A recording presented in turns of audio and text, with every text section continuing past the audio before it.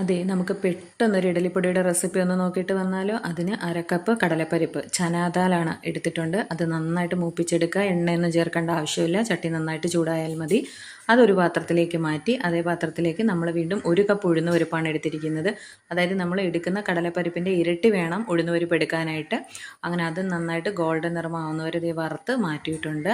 പിന്നീട് നമ്മൾ ചേർക്കുന്ന 1 സ്പൂൺ ജീരകം, 1 സ്പൂൺ കുരുമുളക്, അതുപോലെ തന്നെ കുറച്ച് കറിവേപ്പില, ഇത്രയും ചേർത്ത് നന്നായിട്ട് ചൂടാക്കി. ഇതിനോടൊപ്പം എള്ള് ചേർക്കുന്നവരുണ്ട്. കറുത്ത എള്ളോ വെള്ള എള്ളോ ഇതുപോലെ ചൂടാക്കി ചേർക്കാം. പിന്നീട് 1 സ്പൂൺ നല്ലെണ്ണ ഒഴിച്ച് അതിലേക്ക് കട്ട കായമാണ്, അതൊന്ന് ചതച്ച് പൊട്ടിച്ച് ഇത് ചെറിയ കഷ്ണങ്ങളാക്കി ഒന്ന് മൂപ്പിച്ചെടുത്തിട്ടുണ്ട്. പിന്നെ അതിലേക്ക് നമ്മുടെ ഒരു പിടി വറ്റൽമുളകാണ്. അത് വറ്റൽമുളകിൻ്റെ എരിവനുസരിച്ച് വേണം മുളക് ചേർക്കാനായിട്ട്. അപ്പോൾ അതും ചൂടാക്കി ഇതായത് തണുക്കാനായിട്ട് വെച്ചിട്ടുണ്ട്. ഇനി ആദ്യം ഞാൻ ചെയ്യുന്നത് വറ്റൽമുളക് നല്ല ഫൈൻ പേസ്റ്റാക്കി ആദ്യം ഒന്ന് പൊടിച്ചെടുക്കും.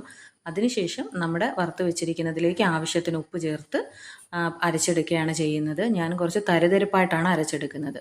അപ്പോൾ എല്ലാവരും ഇതൊന്ന് ട്രൈ ചെയ്ത് നോക്കണം. അപ്പോൾ ബൈ.